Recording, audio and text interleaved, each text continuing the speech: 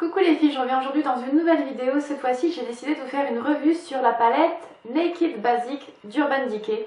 Naked Basics même, pardon, d'Urban Decay. Donc en fait, c'est la toute dernière palette qui fait partie de la gamme Naked, c'est-à-dire la gamme Nude de Urban Decay. Donc moi j'ai reçu cette petite palette il y a déjà 2 semaines, mais j'ai complètement oublié de vous faire une revue sur cette palette alors que franchement elle est vraiment géniale. Je pense que maintenant elle est disponible dans vos Sephora. Moi je l'ai faite venir du Canada. J'avais un ami qui partait au Canada, donc il a pu me la ramener donc, à Toulouse. Et je l'ai payé 25 ou 26 euros. Donc je crois que c'est le prix qu'elle coûte en France. Je crois qu'elle est dans les mêmes prix. Donc voilà. Alors c'est une toute petite palette qui tient, voilà, vous voyez, elle tient vraiment dans la main. Elle est toute petite. Elle est en plastique assez dur. C'est du plastique quand même de, je pense que c'est du plastique quand même de bonne qualité parce que il est vraiment sympa. Il est pas, ça a pas l'air d'être de la quinque quoi, comme on dit. Qu'est-ce que je peux vous dire dessus? Donc c'est une palette qui est disponible dans tous les Sephora qui vendent la marque Urban Decay. Alors je vais vous montrer comment elle se présente à l'intérieur. Donc à l'intérieur vous avez un grand miroir qui est juste ici, qui est vraiment pas mal, on voit vraiment pas mal. Donc il est très bien. Ce qui est bien c'est qu'en fait vous pouvez vraiment l'incliner quand vous voulez que la palette pose plate, enfin soit posée à plat sur une surface. Vous pouvez vraiment incliner le miroir de façon à ce que la palette tienne bien et c'est quand même assez stable quand vous le posez. Donc elle est composée de 6 fards, donc je ne sais pas si la luminosité vous permettra d'y voir très bien. Elle est composée de 6 fards, vous avez 5 fards mat, complètement mat dans cette palette, et un fard qui est juste celui-ci ici, qui est un fard satiné. Il n'est pas totalement irisé, il est plutôt satiné.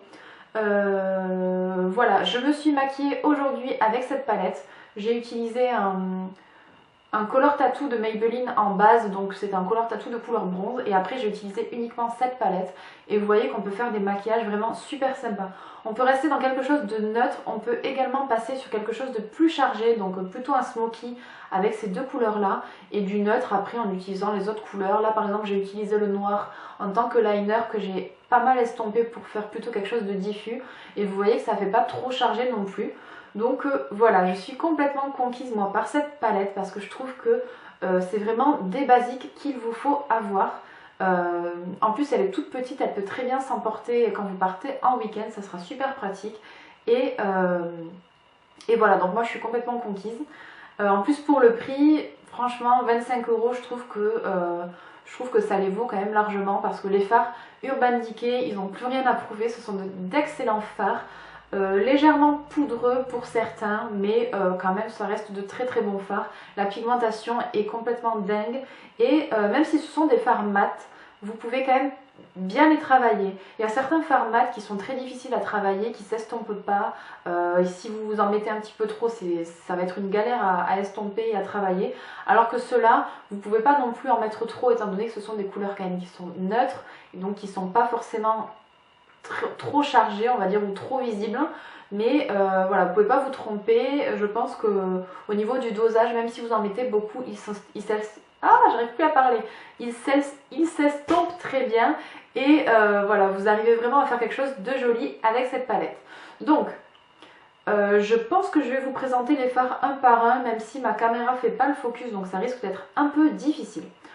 On va commencer, je vais zoomer un petit peu. À quoi ressemble la palette, donc de plus près. Vous voyez qu'il y a déjà des fards qui sont un petit peu creusés parce que je les ai vraiment pas mal utilisés. Donc je vais vous faire quelques swatchs sur les doigts pour que ce soit beaucoup plus précis pour vous. Donc je commence par le tout premier qui s'appelle Vénus. Et Vénus en fait c'est le seul fard qui est satiné de cette palette. C'est un blanc irisé, donc avec des reflets plutôt beige, qui peut très bien se porter en tant qu'highlight ou alors il peut très bien se porter sur toute la paupière pour illuminer votre regard. Ensuite il y a Foxy, et Foxy c'est un fard mat, je suis désolée, je suis pas très souple au niveau des doigts, c'est un fard mat qui tire un petit peu sur le jaune. En fait vous avez deux fards mat, donc les deux qui sont ici, il y en a un qui tire plus sur le jaune, donc c'est celui que j'ai sur mon doigt, et après vous avez WOS, donc c'est Walk of Shame, qui lui est plutôt rosé. Je ne sais pas si vous verrez bien la différence à la caméra. Il y en a un qui est plutôt jaune et l'autre qui est plutôt rosé. Ça reste tous les deux des fards mat qui sont vraiment très très jolis. Ensuite vous avez le fard Naked 2 qui lui est un fard sur mon petit doigt. Et en fait c'est un fard de couleur chair, mais c'est un chair assez clair qui vous permet de définir plus précisément un creux de paupière, ou alors tout simplement vous l'appliquez sur une paupière mobile pour unifier votre paupière. Il est vraiment super joli celui-ci et voilà, je l'aime vraiment beaucoup également. Donc ensuite vous avez Faint, et Faint c'est un marron moyen, donc qui tire un petit peu sur le gris. Ce sont des couleurs qui tirent sur des... Enfin ce sont des tons froids, ce ne sont pas des tons chauds. Et celui-ci est vraiment sublime, moi c'est un de mes préférés. Je peux très bien l'appliquer tout seul sur la paupière parce que je trouve que sur les yeux marrons il est magnifique. Je pense que sur des yeux verts il doit être terrible également. Et voilà, il est vraiment très très joli. Et ensuite vous avez Crave, et donc Crave c'est un noir, donc un noir mat toujours. Alors je trouve que côté pigmentation il est pas mal, mais il n'est pas aussi pigmenté que le fard Blackout qu'on pourrait trouver dans la Naked numéro 2. Je trouve qu'il est pas mal pigmenté, c'est un joli noir, mais pas aussi pigmenté que Blackout. Donc là j'ai l'impression qu'ils se sont un petit peu troués au niveau de Urban. Voilà pour la présentation des fards, je vous les ai fait un petit peu plus près. Je pense que je vous ferai également des swatchs sur mon bras et je vous prendrai des photos que je mettrai parce que je vais sûrement créer un article également sur mon blog pour que ce soit plus précis, parce que j'ai l'impression qu'à la caméra je suis pas sûre qu'on voit bien. Moi j'ai uniquement le retour caméra, donc je suis pas sûre que ça ait bien fait le focus, etc. Donc cette palette elle est tout simplement divine. En plus ce que j'adore moi c'est qu'en fait on peut faire vraiment tout ce qu'on veut avec cette palette, parce qu'étant donné que vous avez un fard noir, vous pouvez intensifier toutes les couleurs de cette palette. Vous pouvez, je me répète je pense, mais vous pouvez faire quelque chose de très neutre, donc avec des fards très clairs, donc quelque chose de lumineux et de neutre, et après vous pouvez faire vraiment quelque chose de foncé, une sorte de smoky, des choses comme ça qui peuvent être vraiment très très très jolies. Voilà, donc je pense que cette revue ne va pas durer très longtemps. J'essaie d'être la plus courte et la plus concise possible. J'espère que je vous ai apporté toutes les infos que vous souhaitiez. N'hésitez pas à me dire si vous l'avez déjà acheté ou non. Je sais qu'elle est vendue sur le site de Sephora.fr, donc le site français de la marque Sephora. Vous pouvez le trouver bien évidemment en boutique.